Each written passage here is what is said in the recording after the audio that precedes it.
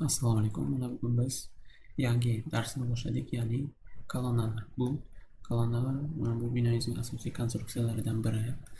Umuman olganda hamma e, binoning asosiy konstruksiyalaridan biri. E, Bu kolonnalar yuk ko'taruvchi sifatida ishlaydi. Keling hozir kolonnani planini chizib olamiz. Buning uchun bizga yo'qlar kolonna har bitta kolonnani belgilab olamiz.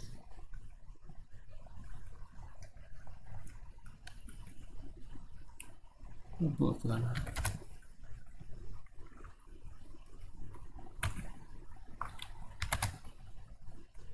Mana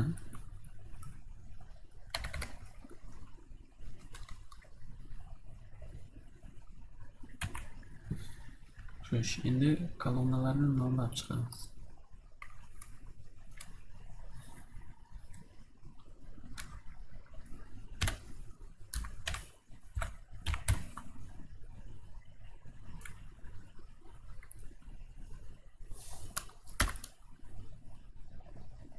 Xo'sh, KM1 dedik. KM1 nima degani? Kolonna monolitniy 1 degani. 1 degani endi o'sha kolonna har xil bo'lsa 1, 2, 3 bo'lib ketaveradi. Masalan, har xil qanday bo'lishi mumkin?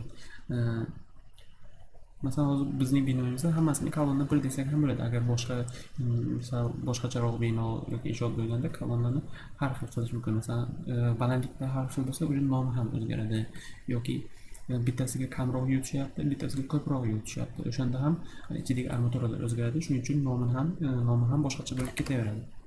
Shunda hozir bizning binoyimizda hammasini kolonna 1 deb ketsak bo'laveradi. Chunki mana fundamentimizga qarasak ham hammasi Vux 1 bo'lib turibdi. Hammasida armaturalar bir xil ketyapti. Ya'ni nechta armatura ketyapti? 4 ta 20 lik ketyapti. Shunday. 4 ta 20. Xo'sh.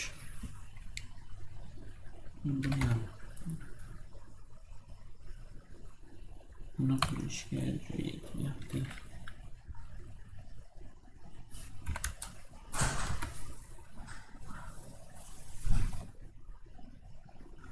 Xo'sh, buni bir 20 ishlatsak ham bo'laveradi, chunki kam qavatli bino uncha ko'p yuk tushmaydi. B20 simli beton ishlatsak ham bo'laveradi. Xo'sh, mana ko'rasizlar, bu kerakli narsalar yozilgan bu yerda. Bu samada keyingi listga olib qo'yamiz. Xo'sh, keyingi qiladigan ishimiz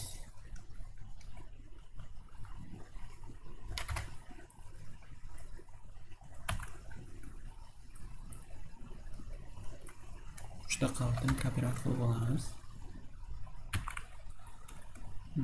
Podval, birinchi qavat, ikkinchi qavat. Va bizda uchinchi qavatimiz yo'q.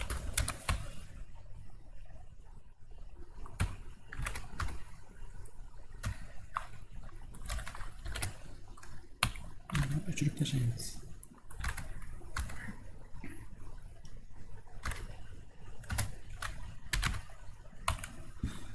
Mana.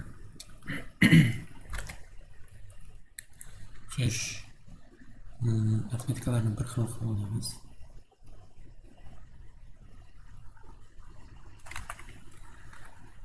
Arifmetikalarimiz minus 0,80 deb qavat bandligi 3300 dan 3300 mana. Lekin mana bu regellar noto'g'ri turibdi.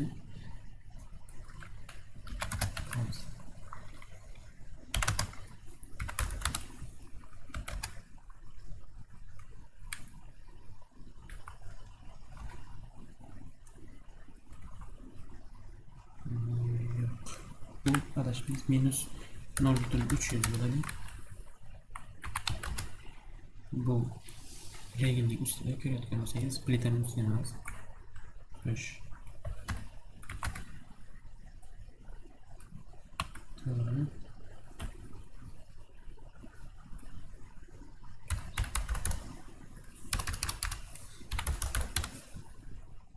Bunisi esa 6300 berdi.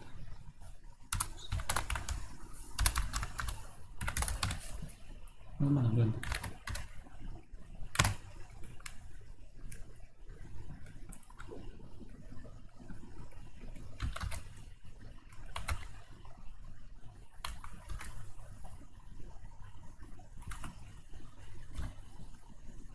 Normal joyda o'lchagan bo'lsak, kolonnamiz, belgilimiz 450 turibdi. Buni 400 qilamiz.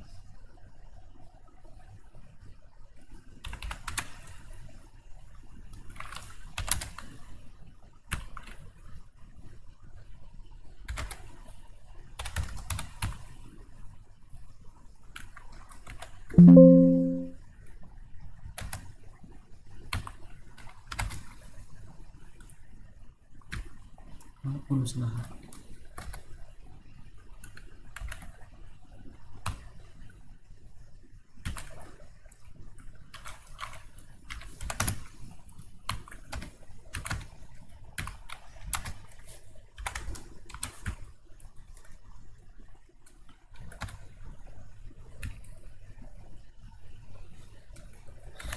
Xo'sh, mana 400 qilib oldik. Va nomini qo'yamiz. Kolonna 1 deb. Mana bu aytganda kolonna monolit 1. Xo'sh, bu KK nima degani? Kolonna karkas. Mana shu kolonnaning karkasi degani 1 degani. Bu 2. Bu ham 2. Xo'sh, bu 1 bilan 2 nimada farq qilyapti? Mana bu karkas kolonnadan, bu aslida mana bu naxliyoz kolonna ulanadigan joy. Xo'sh, bu narsa plitaning ustidan hisoblanadi. Hozir biz olgan namunamiz monolit ekan. Monolitni bilasiz, regel bilan polning balandligi bir xil bo'ladi. Hozir biz plita qilyapmiz, shuning uchun 220 mm ko'tarilgan bo'ladi.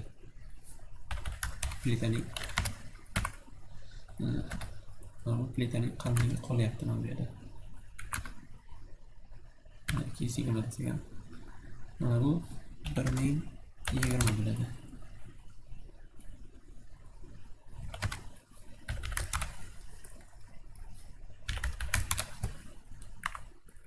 Xo'sh, aslida bu mana bu kolonna ulanadigan, kolonnaning karkaslari bir-biriga ulanadigan joy. Naxliyoz deyiladi. Aslida bu hisob kitob bilan bajariladi. Ya'ni bu hisob kitobga nimalar qilinadi? Armaturaning diametri, armaturaning sinfi, betonning sinfi va mana shunga o'xshash narsalar kiradi. Endi biz hozir hisob kitob qilib o'tiradigan bo'lsak, ko'p vaqtimiz ketadi. Keyinroq uni ham hisob kitobini ko'rsataman. Hozircha taxminan mana shu 80 sm chiqadi.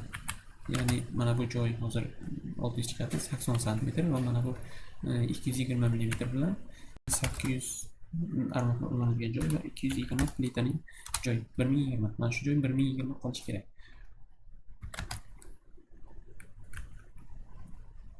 Xo'sh. 220. Mana shunday. 1020 to'g'ri. Xo'sh, karkas 1 bilan karkas 2 ning farqi nima? Karkas 1 ning uzunligini o'lchaymiz. Podvalning polidan armaturaning oxirigacha. Mana shu joyda armatura aslida qurilish joyida mana shu yergacha karkasni to'qishadi. Mana shu yergacha beton qo'yishadi, kolonnaning betonini. Keyin regelning armaturasini to'qishadi, regel kolonnaning ichidan o'tib ketadi, armatura to'qishadi, beton qo'yishadi. Mana shu yergacha beton qo'yishadi. Va undan keyin 220 mm mana plitani terishadi. Keyin antisesmik poyas qo'yishadi. Uni ham hali ko'rib chiqamiz. Qo'yib chiqishadi. Keyin ikkinchi etajning, ya'ni birinchi etajning kolonnasining karkasi, ya'ni armaturasini to'qishadi. Shunda mana bu joy 800 qolishi kerak. 800 bu armatura bilan bu armatura ulanadi. Mana bu yerda ko'ryapsiz, ozgina egin bukilgan armatura. Ya'ni tepadagi armatura kelib to'g'ri bir-biriga ulanishi. Agar bukilmagan bo'lsa, bu armatura bu yerga chiqib qoladi va himoya qatlari kam qolib ketadi.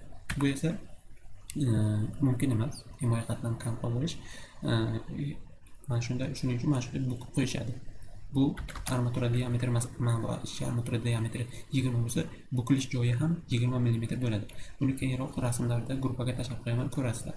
Xo'sh, karkas 2 ni o'lchaymiz uzunligini. O'lchasak 4100, 4420. Xo'sh, shuning uchun mana bu nomlar har xil, uzunlikda farq qiladi. Bu spesifikatsiyaga kirgizayotganda mana shu narsa farq qiladi. Shuning uchun nomini ham ikki xil qilib qo'yiladi. Mana bu esa karkas 3 bo'ladi.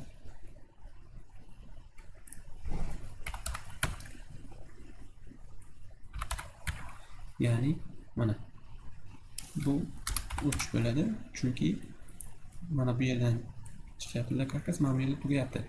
Chunki tepada yana kolonna yo'q, yana qavat yo'q, ulanadigan joyining o'zi yo'q. Shuning uchun mana shu tugatib qo'yapmiz. Mana bu yerda anseslik poyas bo'ladi, o'shaning arifmetikasida, plitaning arifmetikasini tugatamiz kolonnani. Shuning uchun razmer o'zgardi, nomi ham o'zgardi. Xo'sh, bo'ldi. Endi kolonnalarni birma-bir tanishtirib o'tsam yana boshqa narsalar. Mana bu narsa fundamentdan chiqarib qo'ygan выпускimiz. Mana bu yerda biz chiqarib qo'yganmiz mana выпускlar. Mana bu qizilni ko'rsangiz o'sha выпуск fundamentdan chiqib turibdi. Mana bu esa o'sha kolonna. Biz hozir chizayotgan kolonnamizning armaturasi o'sha kelib ulanadi. Mana bu ham bukilgan, bu ham bukilgan. Mana bu fundamentniki, bu esa kolonnaniki.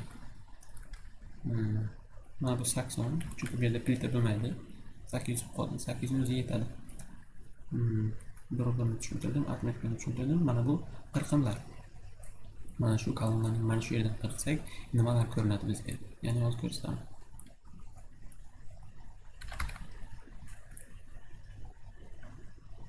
Mana o'sha bir qirqim. Kolonnaning ichida nima bor?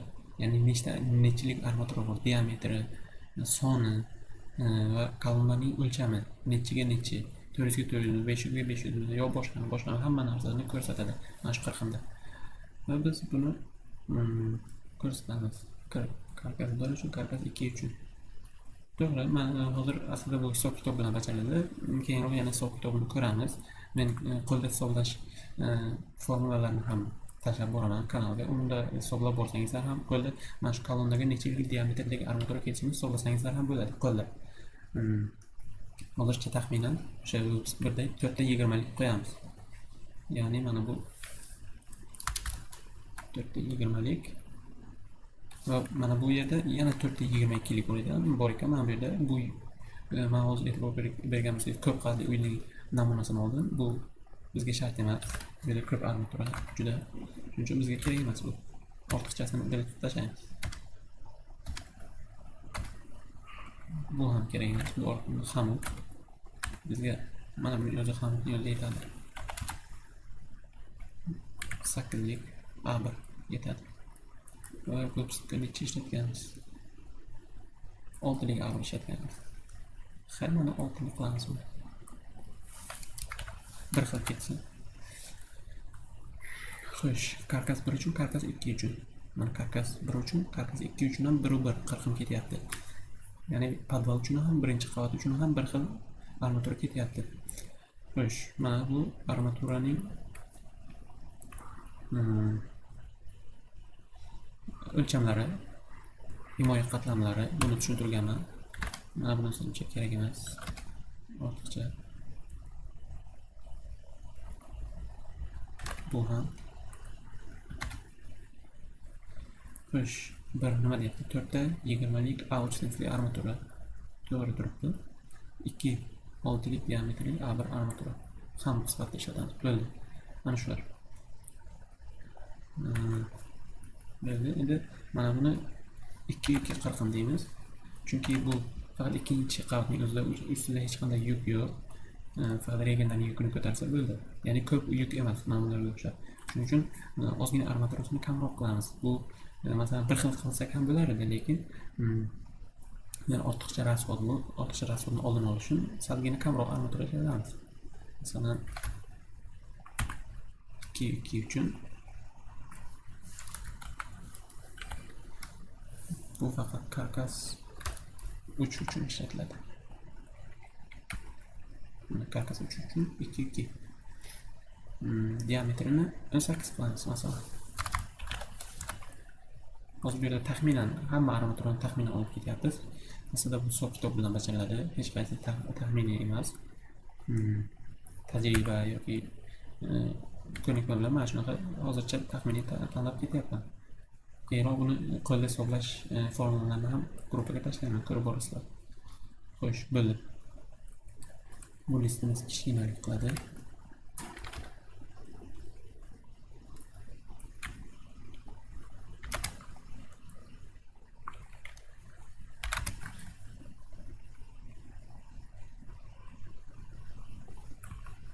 Va mana. Endi kolonnani olamiz.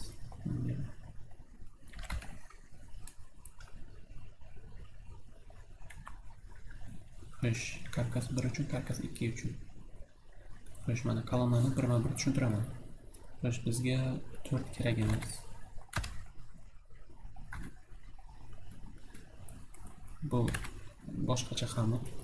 Bizga 4 tagina armaturaga, ichki armaturaga bitta xamut yetadi. Agar bu armaturamiz ko'p bo'lsa, ichki armatura mana bular, bu o'rtadagi armatura ham kerak emas. Agar ana shunaqa ko'p armatura ishlatilgan bo'lsa, xamutni bitta emas, ikkita xamut ishlatiladi mana bunaqa. Bitta mana bu 4cha xamut va mana bu boshqacha xamut. 40 da boyib ko'rsatgan. Va mana bo'ldi. Mana bu 2 kerak emas. Xo'sh, 1 hozir tushuntirganimdek, mana o'sha 1. Ichki armatura, asosiy armatura 4 ta atrofida, burchakda. Mana o'sha 1. Xo'sh, bu yerda hozir mana bu ortiqchasini o'chirib tashlaymiz, keyinroq yana qo'shamiz. Karkas 1 deyapti. Karkas 1 ning uzunligi nechi? 4420 umumiy uzunlik. 4420. Xo'sh. Endi bitta asosiy narsaga o'tsak. Kolonnada moment degan narsa bor. U moment qurilish mexanikasini biladiganlar yaxshi biladi. Qayerda moment bor, qayerda moment bo'ladi, qayerda bo'lmaydi. U narsa yukka qarab o'zgaradi moment. Yuk boshqacha bo'lganda boshqacha moment hosilida. U qurilish mexanikasida aniqroq tushuntirsa bo'ladi. Hozir men osonroq tushuntiraman. Kolonnada mana bu yerda kesuvchi kuch ko'proq bo'ladi. Ya'ni kolonnamiz 4420 ayramiz 800 naqd ulanadigan joyni ayirib tashlaymiz. 3620. Asosan mana shu yerda ishlaydi kolonnamiz, mana shu yer. Bu bo'lamiz 4 qilsak 900 dan tushyapti. Mana shu 900 da va mana shu 900 da moment ko'proq bo'ladi. Ya'ni kesuvchi kuch ko'proq bo'ladi. Ana shu yerda mana bu ishchi armatura ko'proq so'raydi. Agar lirada rashet qiladigan bo'lsak, ana shu yerda ishchi xamutlarni ko'proq qo'yish kerak. Mana 900 ga 900 dan ketyapti. Bu yerda 900 va tepasi 900. Va mana bu yerda 1600 yana joy qoladi. Bu yerda xamutlarning shagini 200 dan qo'ysak ham yetadi. Bularda esa xamutlarning shagini 100 dan qo'yamiz. Bularda esa 200 dan. Farqi mana shunda. Shunda qilib bo'lib olganmiz. Masalan, 3620 ni bo'lamiz 4 ga. 900 dan tushyapti. Mana buni 900 dan qo'yamiz xamutlarning shagini. Mana bu 9 ko'paytirib 100 deyapti. Teng 900. Mana bu yerda 9 bu oraliklar soni. Buni menimcha tushuntirganman. 1 2 3 deb ana shu 9 ta oraliklar bor mana bu yerda. Mana bu yerda. Hozir bir sanagandan noto'g'ri chiqishi mumkin, chunki bu tipovoy proyekt. Mana shuni o'zgartirib ketaveradi. Chunki mana bu yerda 40 bor. 9 ta oraliq. Xamutlarni sanaydigan bo'lsak 10 ta bo'ladi. Mana shu yerda 10 ta xamut bor. Va mana bu yerda 6 ta oraliq, 6 ta 200 lik oraliq. Har bittasining xamutning oralig'i 200 dan qo'yib ketaveriladi. Va ko'paytirsak 1600. Bu yerda ham xuddi shunday. 9 ta oraliq, 900. Xamutlar esa 10 ta bo'ladi. Xo'sh. 900 dan tushyapti. 3620 bo'lam ayiramiz 900 pastki, 900 tepadagi 1820 joy qolyapti. Mana shuni ozgina o'zgartiramiz. Mana shuni 9 qilsak va qo'shuv 20 qilsak 820 bo'ladi. Mana shunda to'g'ri taqsimlandi. Mana karkasimizning uzunligi mana bu boshidan boshlanadi. Mana bu yerda tugaydi. Mana bu narsa bizga kerak emas.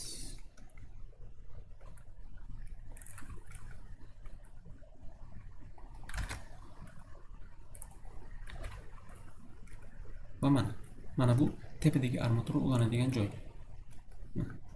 Endi 1/40. Mana shu 1/40. Bu yerda ham ko'rsatish albatta shart. Armatura nechilik bo'layotganini diametri. Mana shu 40 ni hozir tushuntirdim. Xo'sh, bu karkas 1 uchun, karkas 2 uchun ham yasaymiz. Yana bir marta.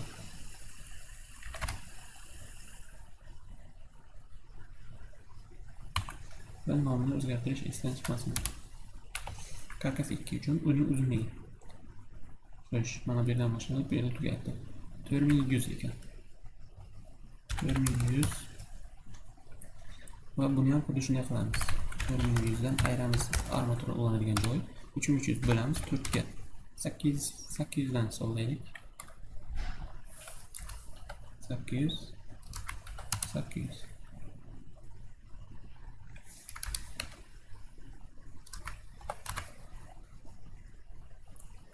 Xo'sh, 800. 3300 ayiramiz 800, ayiramiz 800. 1700 joy qoldi. Hozir 1700 200 ga bo'lib bo'lmaydi. Ozgina qoldiq chiqadi. Shuning uchun bittasini mana bu yerga berib yuboramiz. Mana buni agar 900 qiladigan bo'lsak, 9 ta ham qiladigan bo'lsak, 9 ta oran 3300 ayiramiz 800, ayiramiz 900. 1600 joy qoldi. Endi 1600 ni bemalol mana bu yerga bo'lib yuborsak bo'ladi. 8 ta 200 lik. 1600 bo'ladi. Va bo'ldi, tugadi. Mana shu yerda lekin yana bitta kolonnamiz bor. Tepadagi qavatdagi kolonna oxirgi. Va bu mana bunga to'g'ri keladi. Mana shu kolonna. Va bu kolonnamizning nomi 3-kolonna, karkas 3.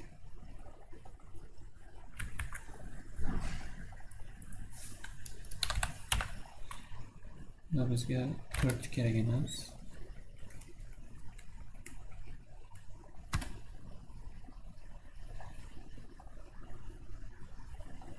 Va mana 4 ortiqcha qavmlarni olib tashladik. Buning nomi 2 bo'ladi. Va bu yerda ham esdan chiqarimiz kerak. Qavmlar 2-chi pozitsiya bilan ketyapti.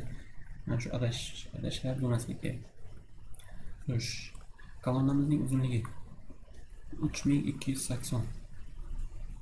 3280. Xo'sh, endi bu yerda tepadagi armatura ulanish joyi yo'q. Shuning uchun bemalol 3280 dan 800 ni ayirmaymiz. Bo'lamiz 4 ga. Buni ham 800 dan tushyapti xantlar. Mana shu qoldiq 820, 850 ga shunaqa chiqsa, yaxlatlab yuborish kerak. Bu to'g'ri turibdi. Hozir ayirib qo'yamiz. 3280 ayiramiz birdaniga 1600. Ikkita. Yana 1680 yo'q bo'lyapti. Buni ham mana bu yerga shu 80 qilsak va mana to'g'ri bo'ldi. Xo'sh, menimcha bo'ldi. Endi bitta joylashtirib olsak bo'ldi.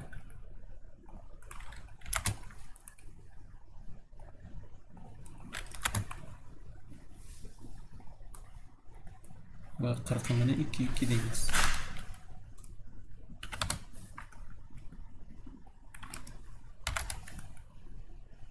Buralar qasını bir yerga qo'yamiz. 2 ni bu yerga qo'yamiz. Hozir mana bu yerda spesifikatsiyani chiqarishimiz kerak. Buni ham qo'llashimiz kerak. Va mana spesifikatsiyani mana bu yerdan olamiz.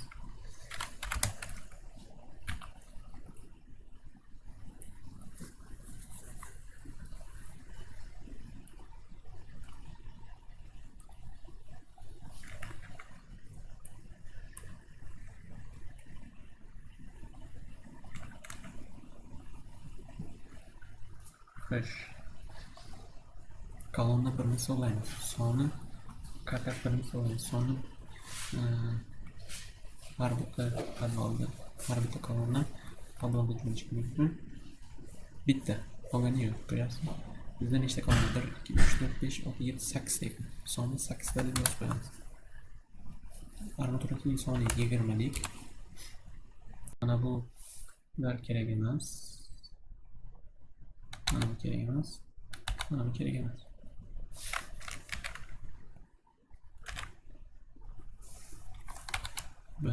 Mana bu 1600 bo'ladi xamki uzunligi. armaturaning uzunligi 4,24 m. Xo'sh, nima ketyapti? 4 ta diametri 20 lik A uch sinfdagi armatura, 4 ta soni 4 ta va bularni o'zi hisoblab bo'ladi. Xamutlarni endi sanash kerak. 6 lik xamut ishlatganmiz. Uzunlik 1600, sonini hisoblaymiz. 9 qo'shamiz 9 qo'shamiz 9 27 ta chiqadi, lekin aslida aytganimizdek mana bu 9 ta bo'lgani bilan 9 o'roq bo'lgani bilan xamutlar 10 ta bo'ladi. Shuning uchun bitta qo'shib olamiz. 28 ta yozamiz, to'g'ri yozilgan ekan bo'ldi. Xo'sh. Bo'lganini uchun tashlanib mana buni kopirasiya qilsak bo'ldi. Mana bu 2 bo'ladi. Karkas 2. Soni bu ham 8 ta. Birinchi qavatning o'zida. Xo'sh, diametrimiz bu ham 20 lik, faqat uzunligida farq qiladi. 4100. Xamutlarni sanaymiz. 8 qo'shamiz 8 qo'shamiz 9 25 26 ta ekan. Va bo'ldi. Endi karkas 3 qoldi. Diametri 18 lik. Shunday. Uzunligi 3280. Soni 4 ta. Xamutlarni sanaymiz. 8 qo'shamiz 8 qo'shamiz 8 24 25 ta ekan. Bo'ldi. Endi bitta betonni hisoblasak.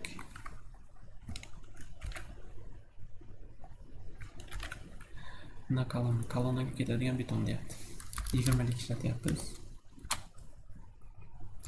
250 bilan adashmasam markasi. Xo'sh.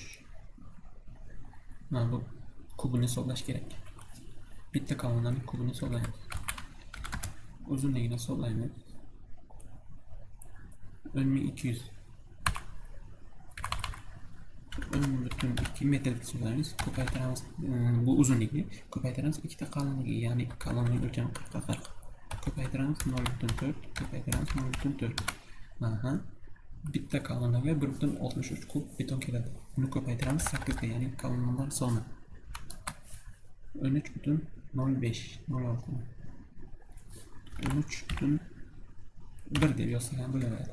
Ortiqchasini hech narsa qilmaydi. Kolonnalar soni 8 dan bo'ldi. Va mana shu yerda mana shuni kopirab olamiz.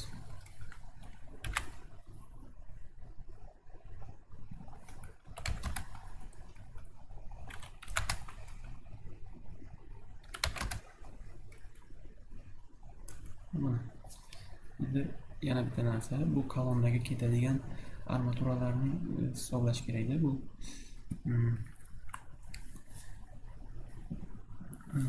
prorab yoki ishchi qancha armatura olishini bilish kerak. Shuni ham mana bu yerda rasxod materiali nima rasxod qilayotganimizni aytishimiz kerak, yozib qo'yishimiz kerak, hisoblashimiz kerak. 8 lik armatura ishlatmayapmiz. 10 lik ham 6 likni hisoblab qo'yamiz. Tenglaymiz. Avval mana bularni hisoblab olishimiz kerak. Ya'ni bu uchimiz 8 ga ko'paytiramiz. O'zi hisoblab oladi. Mana shunday. Buni ham 8 ga. Oxirigacha 8 ga. Bo'ldi. Xo'sh, 6 lik armatura tenglaymiz. Mana bu yerda ishlatilyapti. Buni qo'shamiz. Bu yerda ishlatilyapti, qo'shamiz, bu yerda ishlatilyapti. Bo'ldi. Mana o'zi hisoblab oldi. Itobiga ham buni qo'shib olamiz. Bo'ldi, o'zi hisoblab oladi. Xo'sh, 18 lik armatura ishlatyapmiz. Tenglaymizda 18 likni hisoblab olamiz. Va bitta joyda ishlatyapmiz. 20 lik ham ishlatyapmiz. 20 lik ishlatyapmiz. 20 lik ishlatyapmiz yo'q. 20 likni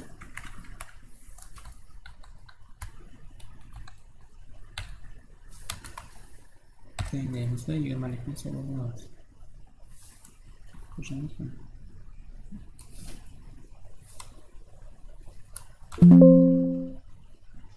Noto'g'ri hisoblab tashladim. ozgina martaba bosdik. Teng. Buni qo'shamiz. Bunga. Bo'ldi. O'zi hisoblab oldi. Va mana hammasini hisoblab oldi. Bu hisob bu bilan buning qo'shilgan. Va buni ham kvadrat qilib olamiz.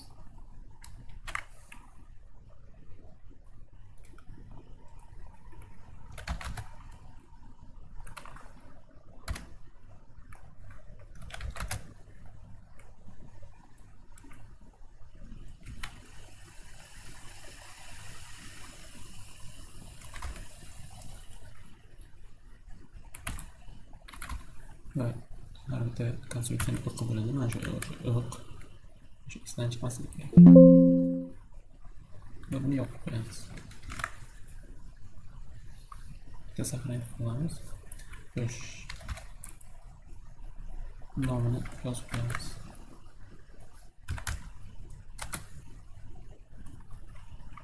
Bo'ldi. Endi mana buni bu yerga qo'ysak ham bo'laveradi. Bu kerak emas. Xo'sh. Buni ham nomini qo'yamiz.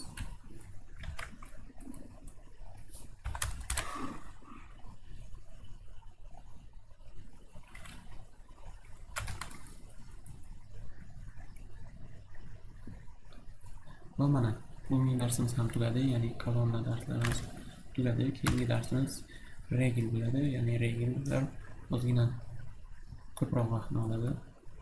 Shunga keyingi darsimiz regelni o'tamiz. Xo'sh, xayr, salomat bo'ling, darsimiz tugadi.